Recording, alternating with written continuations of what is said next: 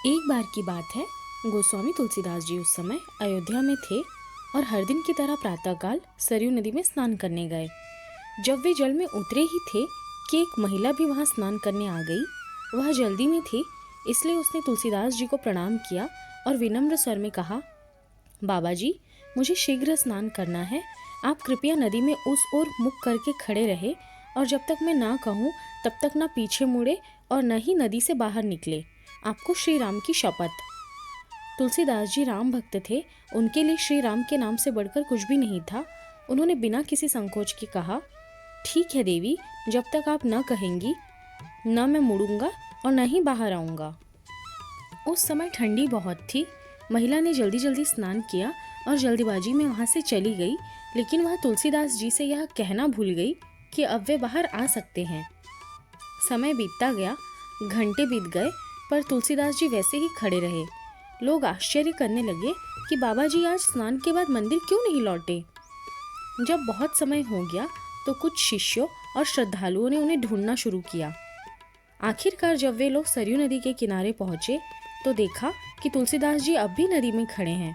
उन्होंने उनसे बाहर आने का आग्रह किया, लेकिन तुलसीदास जी ने मना कर दिया और कहा, मुझे श्री राम की शपथ दिलाई गई है, जब तक वह देवी स्वयं आकर मुझे मुड़ने और बाहर आने के लिए नहीं कहेंगी, मैं बाहर नहीं आ सकता। यह सुनकर सभी लोग चकित रह गए। धीरे धीरे यह खबर राजा तक पहुंची। राजा को विश्वास नहीं हुआ कि कोई केवल एक शपथ के कारण इतनी ठंड में घंटों जल में खड़ा रह सकता है। वे स्वयं तुलसीदास जी के पास आए और उनसे बाहर आने की प्रार्थना की। राजा बोले, बाबा जी, किसी की दी हुई शपथ के कारण इतनी ठंड में नदी में खड़े रहना आपके स्वास्थ्य के लिए ठीक नहीं है। कृपया बाहर आइए। परंतु तुलसीदास जी ने दृढ़ता से कहा, राजन, मेरे लिए मेरा स्वास्थ्य नहीं, मेरे प्रभु श्री राम का नाम महत्वपूर्ण है। मैं यह शपथ नहीं तोड़ सकता। तब राजा ने गोस्वामी जी से पूछा, बाबा जी, उन देवी का नाम क्या है? वह कहाँ की रहने वाली है? इस पर तुलसीदास जी ने कहा, मुझे ज्ञात नहीं। तब राजा ने पूरे नगर में घोषणा करवाई और ढोल बजवाकर उस महिला को बुलाने का आदेश दिया, जिसने तुलसीदास जी को यह शपथ दिलाई थी। जब वह महिला यह सुनी तो वह घबरा गई और रोते हुए तुलसीदास जी के पास पहुंची। वह हाथ जोड़कर बोली, बाबा जी, मुझसे बड़ी भूल हो गई। मैं आपको इस शपथ से मुक्त करती हूँ। अब आप बाहर आ सकते हैं। महिला ने अपने अपराध के लिए क्षमा मांगी, लेकिन तुलसीदास जी मुस्कुराए और बोले, देवी, आप पर कोई अपराध नहीं है, बल्कि आपने तो मुझे एक अनुपम अवसर दिया कि मैं अपने प्रभु के नाम का स्मरण एकांत में कर सकूं। यह मेरे लिए सौभाग्य की बात है।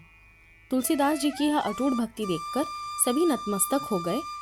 यही तो संतों की पहचान होती है।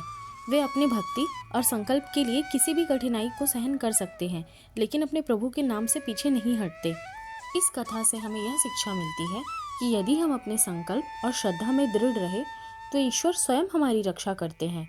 श्री राम का नाम केवल शब्द नहीं, बल्कि भक्ति का एक अटूट सूत्र है, जो हर भक्त को अनोखी शक्ति और शांति प्रदान करता है। जय श्री राम। वीडियो को समाप्त करने से पहले मैं आपसे इस वीडियो से रिलेटेड एक प्रश्न पूछना चाहती हूँ। इस कथा के अनुसार गोस्वामी जी कौन सी नदी में स्नान करने के लिए गए थे? अपने उत्तर हमें कमेंट बॉक्स में अवश्य लिखें। अगर आपको ये वीडियो पसंद आया हो तो इसे लाइक और शेयर करना ना भूलें। चैनल को ज़रूर सब्सक्राइब करें। आपका प्यार और सपोर्ट ही मुझे और अच्छे वीडियोस बनाने के लिए मोटिवेट करता है। तो मिलती हूँ आपसे एक नए वीडियो में। धन्यवाद।